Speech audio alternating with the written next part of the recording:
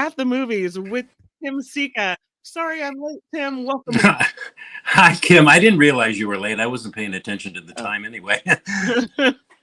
Well, welcome. It is Hi. Friday, and you've got some great movies to talk about.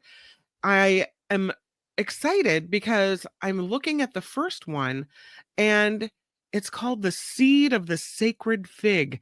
I have a fig tree outside my house. So I'm going to think Oh, about this. This makes me want to see this movie. yeah. Symbolically, that relates to this movie. Yeah, Seed of the Sacred Fig. Yeah, winner of the National Board of Review, Best International Feature for Oh. 2024. It got a special jury prize at Cannes. It won Best Director for Mohammed Rasoulah from the LA Film Critics Association, and it's been nominated for a Golden Globe for Best International Feature. This is a very interesting drama, Kim, Mhm. from Germany. But Germany, it's being released under the German banner, but it's an Iranian film. It's in Persian with English subtitles, and it's a kind of a political thriller about this devout Iranian man who's promoted to the position of investigating judge at the Revolutionary Court in Tehran. Right at the moment, a huge protest movement kind of sweeps the country. And as the state kind of cracks down with tougher measures and violence to, quell this citizen unrest, this guy finds himself against his own conscience having to side with the regime, which plays havoc with his personal life and his family, his wife and two daughters who are siding with the protesters.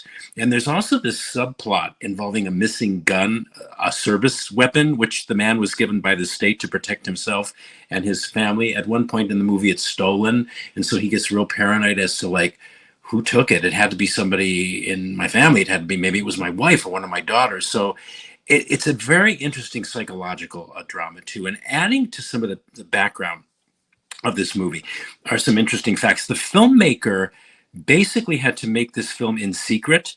He was approaching this 8-year jail sentence himself personally for protesting. Mhm. And he knew that if the Iranian government caught him making this movie, that they would just add time to his sentence and he would have to go to prison for it. So it's got an interesting, it was made basically in secret. So yeah, what about the movie itself? To some extent, it's a bit flawed in my opinion. It's kind of narratively unwieldy and a little messy. It's nearly 3 hours long. So anybody thinking about seeing it should be aware of its length. However, when all is said and done, and what really lingers in your head when it's all over, is this quietly gripping, urgent, really, domestic drama about women, the women of Tehran, the younger generation there in particular, fighting the system, rebelling against it, defying it, and challenging this very long and very entrenched status quo that's going on over there. The acting is uniformly exceptional. There's too many good things about the movie to let whatever reservations I have about the way in which it was told get in the way. So I recommend it. It has all the earmarks too of a quote unquote award winning film. It's the kind of quote unquote important film that voters like to acknowledge Mhm. and justifiably so. So despite its kind of sometimes clumsy narrative, I think it's overcome by the film's strong content. And yeah, I recommend it. It's a long one. It may test some people's patience, but it's worth a look-see for sure. Well, we saw recently in Iran the protests across that country Yeah, yeah, where, people were yeah, standing right. up for the treatment of Yeah, women. What it was some woman was jailed and or killed for not wearing the right type of yeah, garb. And so that kind of hits me yeah, yeah. in the Well, in the that, soul. And yeah, to have you say this movie was made in secret by someone who's also facing, yeah. prison for some type Mm-hmm. of trumped up political charge, if Mm-hmm. that is indeed the case, it makes me want to support the film. Yeah, Yeah. exactly. Yes. Yeah, there you go. Yeah. Yeah. Well, I think people should see it. It opens in theaters today.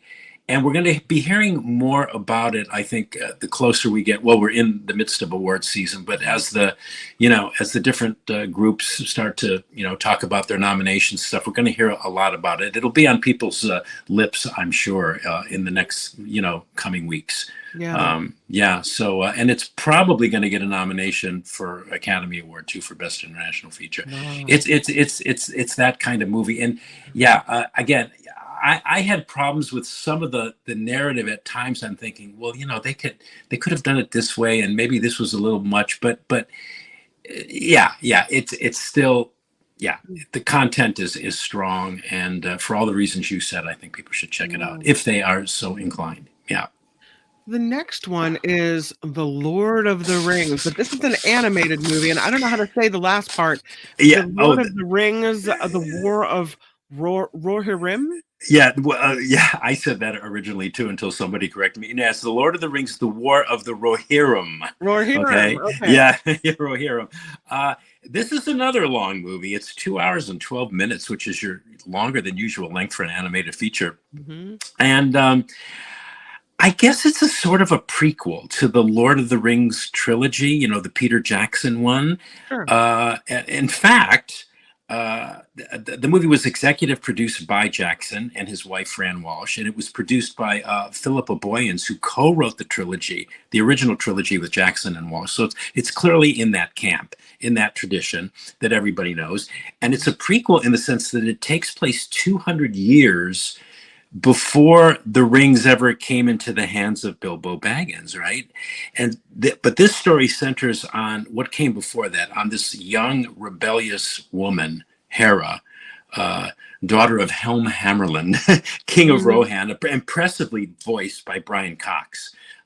Yeah, Brian Cox gives a great performance in this, and it's a story. It's a story of betrayal. It's a story of love, loyalty, good and evil. It's epic in its scope.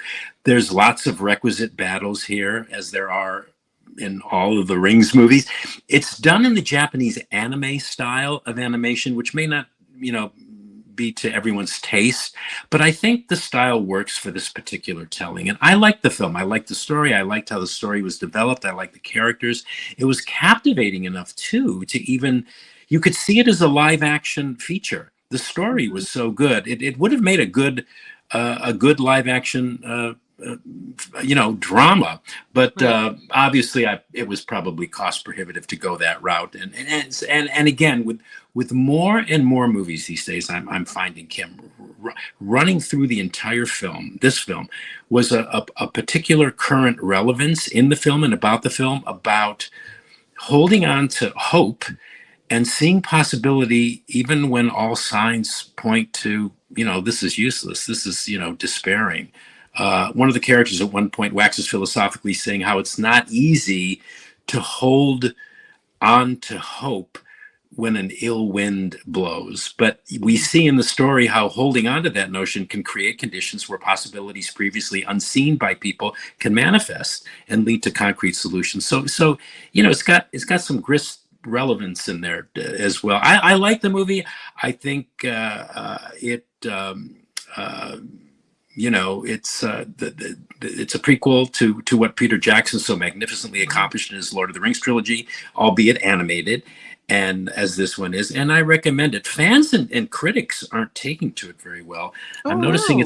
it's not people are complaining about it, but hey, there's always going to be disagreement, right, when it comes to movies. But I liked it, and I think the story was fascinating. It held my interest for over 2 hours. So Yeah. that says something. Yeah. Well, we're a big Lord of the Rings house over here. My husband loves the series, loves to watch Ah. these movies, so it'll be interesting to see what he thinks of this one. Yeah, it'll be in. Yeah. And I'm Mhm. a fan too, but I'm not one of those like diehard fans who knows every particular detail and stuff. So maybe Sure. maybe there were things that just didn't jive. But I thought it was a good story, really Yeah. epic and yeah, magnificent. Yeah. Day of the Fight.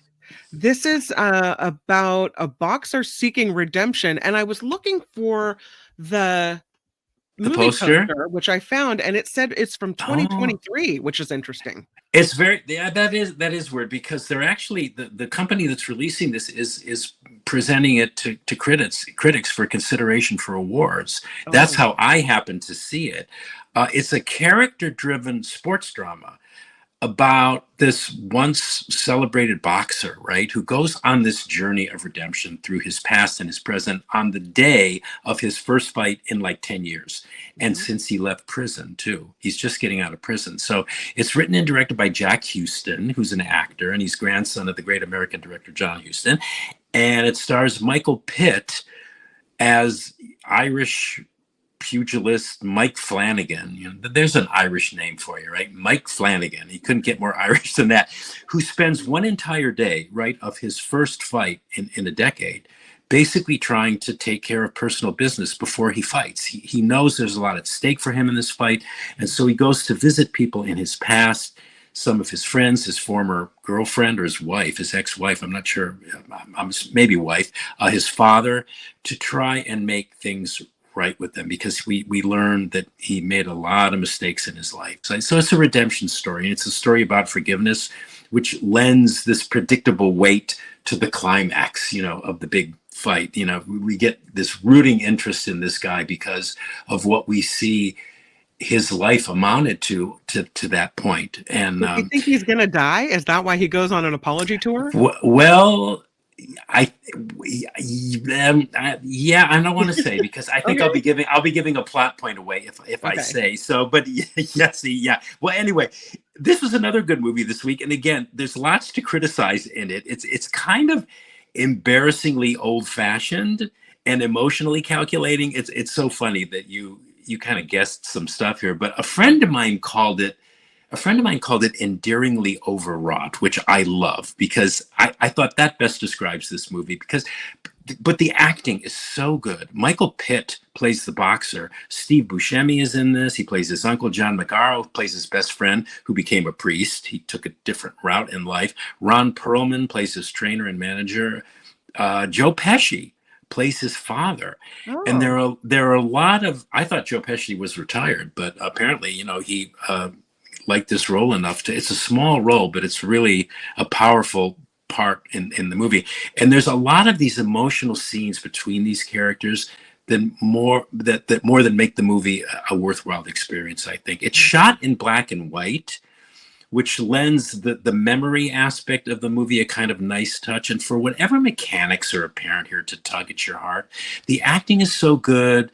The characters are so relatable that those things are more than compensatory for any familiarity of the setup or the script. I really enjoyed the film. It reminded me of like an old-fashioned movie like Marty or something. It wasn't as good as Mhm. like a movie like Marty, but and I'm surprised Michael Pitt is not being recognized more or touted more for his performance as the boxer, because I think it's the best thing he's ever done on screen. So another Wow. recommendation goes to Day of the Fight. All the movies this week have something interesting or fun or provocative about them to recommend. Yeah. So, and next week, oh my God, next week, boy, are we going to have a lot of movies to talk about, because everything's going to be opening around that time for the Christmas holidays. A lot of the big movies, you know. Like what are we looking at? Well, let's see. We're looking at Baby Girl starring Nicole Kidman. We're looking at Unstoppable, which is this drama about this real life one-legged wrestler.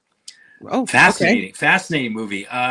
Geez, yeah, you caught me off guard here. Lots of the award packaged Okay. movies are going to be coming out next week, so there'll be lots to talk about with Interesting. those movies. Yeah.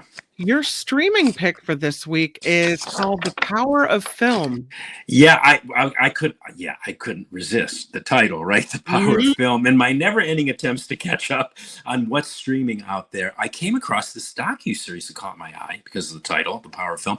So, I thought, hey, okay, I'm going to check this out. And yeah, so what this is, Kim, it's a 6-part series. It's hosted by a guy who studied American film for something like 60 years. His name is Howard Suber. He's a PhD, professor emeritus. He's from the UCLA School of Theater, Film, and Television. And he's an author of a book titled The Power of Film, which is what this series is apparently based on.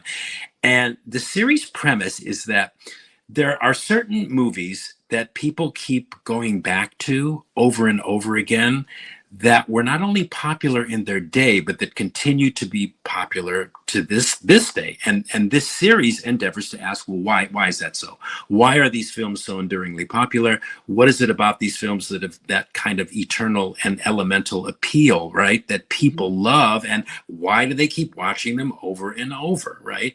So that's the power of film, pretty much in a nutshell. There are, of course, the requisite and what you would expect, great clips, all great stuff from obviously very familiar movies like Casablanca and, Gone with the Wind and It's a Wonderful Life and Psycho and The Wizard of Oz. So all that stuff is kick-ass. I loved the series, but let me just say, I'm going to vent here for just a second. I found the certainty of it a bit annoying. It's an academic approach to the subject, and I have this love-hate relationship with academia, with PhD folks. Not all, but most of them, in my experience, they tend, not all, but some of them assert things and opinions and make observations with a kind of unquestionable certainty because they've studied them for so long, which with films especially, Kim, rankles me, because we're just talking opinions here. I mean, this guy, Howard Suber, who hosts the show, who's admittedly an impressive scholar, he maintains things like, well, there are no interesting characters in movies. There are only interesting character relationships. And I'm going, what is that's a load of bull. I mean, what is that? And then he talks about things like triangulation in character relationships, which to me is just, I don't know. And it's personal, and I think it's a whole nother conversation. I think that kind of academic certainty, I think it's like an enemy to compromise and peace, really, because it's taking the stand like where I'm right, and this is the way it is, Sure. And what were you going to say? I interrupted you. You were going to say something. Yeah, I was going to say about that comment that's interesting, because you like characters, you're drawn to characters. Yeah. But is it because, and we've seen movies that have very little dialogue, that you're still somehow compelled to like a character, something about that makes you like it. But the thought that you only like a character or get to know a character based on that character's interaction with other characters in the show, I mean, it's an interesting concept. Well, it is, and it's true in some cases, but I don't think it's true in all the cases. But academics have to, state their premise, and then they try to prove it, with scholarship. And it's just me, admittedly. I mean, it's just a pet peeve of mine. But in contrast, Howard Suber, the show's host and writer, he does offer some very interesting and insightful comments and observations about these famous movies that are beloved by filmgoers. I guess I was just frustrated because I would have loved to have been in one of his classes. Then I could debate him, and I was like watching this when I was watching this, I found myself debating at the screen. I was like going, wait a minute here, wait, what are you talking about? So of course I have to recommend it. It's catnip for film lovers and film fans. The clips are great, and it's a topic for debate and discussion. Why do people love these movies so much? And it reminds me, actually, there's this famous quote from a 1968 book that, God, I read a long time ago. It's called "The Movies Will Save Themselves," and the quote's attributed to Robert Benton and David Newman. They were screenwriters. They wrote Bonnie and Clyde, and I think, and Benton went on to win an Oscar for directing Kramer versus Kramer. And the quote is, "When you talk about films, nobody agrees with anybody. Guys get mad at each other, and the air is full of screaming." No. and that's like a perfect description of one of my, this Sunday, the San Francisco Bay Area Film Critics Circle are going to meet for their annual meeting. And every time I go to that meeting, I think of that quote. We're usually a little more civil, but people get really passionate about, their opinions. Anyway, this series will definitely stimulate one's thinking about these famous American movies, and that's always a good thing. So I recommend it. Yeah, things that make you think and make you question things. I like that. Yeah, I know. Yeah, you and me both. Your drumroll classic movie recommendation of the week is going to be Moonstruck. I was gonna let you say it. Yeah. Oh, you're gonna waiting for me. Did you ever see it? Did you ever see Moonstruck? I thought I had, but now after Oh, I look you at the pictures, I think I haven't, and so now I have to Kim, watch it. Kim, I mean, Yeah. really, Kim, it's a 1987 Oscar winner for Best Actress, Cher. Mhm. It won Best Supporting Actress for Olympia Dukakis, who plays her mother, and for Best Original Screenplay, too. And that was John Patrick Shanley.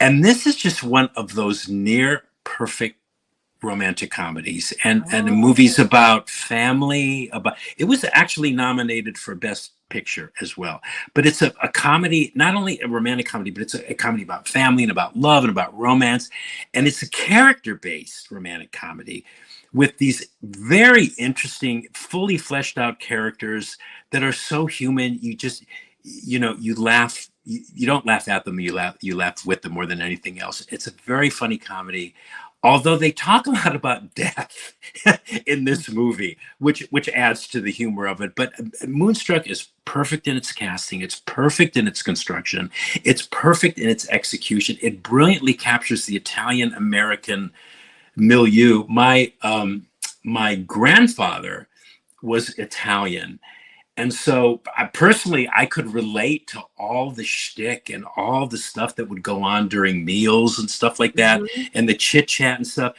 The guy that wrote this, John Patrick Shanley, he knew that world, and he was able to like replicate it in this beautiful, affectionate way. Cher plays this Italian American widow, right, who accepts this proposal of this older man who she's not really in love with, but she likes him enough. And, she decides to settle, I guess, because she's just a couple of years short of 40, right? Until she meets his younger brother through this, whatever. She meets his younger brother to whom she is instantly attracted. Mhm. and he's played by Nicolas Cage. I've seen this movie so many times, and it never, ever gets old. It's always fresh. I always see something new. I know how it's going to play out. I know how it's going to go, but I just love watching it. And it's also this ode. I liked it because it was like this ode to the power, the undeniable power and the unpredictability of passionate love. With the moon, the moon is constantly glowing magically over the Manhattan skyline in this movie as the events in the film transpire and unfold. Like something will happen and they'll show the moon, and the grandfather that lives with Cher and her parents in this big house. Her father's this plumber, right? So he's like Mhm. very successful. They live in this big house in Manhattan. Is always looking up at the moon, and it's one of those patently irresistible movies. Period. If you've never seen it, you really need to treat yourself to it. Okay, now I'm going And to. yeah, and it's I believe it's streaming on Pluto TV. I don't know what Pluto TV Is is, that but one of those free ones? I think it is. Yeah, Hmm, I think okay. it is. It's easily accessible. I mean, and it's been around forever. And Yeah. I don't know anybody who I've ever recommended this movie to that didn't just absolutely love it. So Okay. that's my pick for classic movie recommendation for this week, Moonstruck. All right, we're going to recap the Tim Sika segment, starting with this one, The Seed of the Sacred Fig. And you said this is flawed and it's messy and it's almost 3 hours long, but it's still gripping. You said Hmm. there's too many good things about this movie not to recommend it. You called this one an award-worthy movie and a very important film. That is The Yes. Seed of the Sacred Fig. The Lord of the Rings, the War of Rohirrim, Rohir, We'll say it together. I know, right? Rohirrim. Rohirrim. I'm going to Believe me, get I in so had to much trouble at practice my it. house for not getting that right. Well, I really had to practice it before I came on your show because Rohirrim. I thought I'm not going to screw it up anyway. Oh, leave it to me. I'll screw it all up. You called it epic with lots of battles. You said the Japanese anime style really works for this movie. You liked this movie. You thought it was a captivating story. You said it's about holding on to hope and seeing possibility in times of ill winds. And Yeah, boy, isn't that what I'm now going to call the Trump era ill yeah, wind. That's my new yeah, thing. yeah. Uh, Ill wins. Yeah. you said some Lord of the Rings fans are complaining about it. You don't understand why because you thought it was really good. The next Yes. one is Day of the Fight. You said the acting in this movie is really, really good. It's a story about forgiveness. You said it's old fashioned. Your friend called it enduringly overwrought, but really Yeah. great acting. And you're recommending it despite your misgivings. Yes. Yes. Yeah. The streaming series you recommend is called The Power of Film. You love this series, but you found its academic approach a little annoying uh, because of the stating opinions with certainty thing, but still, you say it's catnip for movie fans. And Yeah. lastly, your classic movie rec of the week is Moonstruck. You said it's a near perfect romantic comedy and it's irresistible. And you say it's streaming on Pluto, so we'll have to go check out Moonstruck this weekend. What a great recommendation. Thank you, Tim Sika. You're welcome, Kim McAllister. What a wonderful segment. You've given us so much to think about. And I'm looking forward to next week when you say it's going to be a monster segment full of all the Yeah. holiday blockbusters. So this is going to Right. be great. Okay. Looking forward to next week, Kim. And you have a good weekend. Thanks Thank for having you. me. At Okay. the movies with Bye. Tim Sika. Bye, Tim Sika. Bye bye. Bye.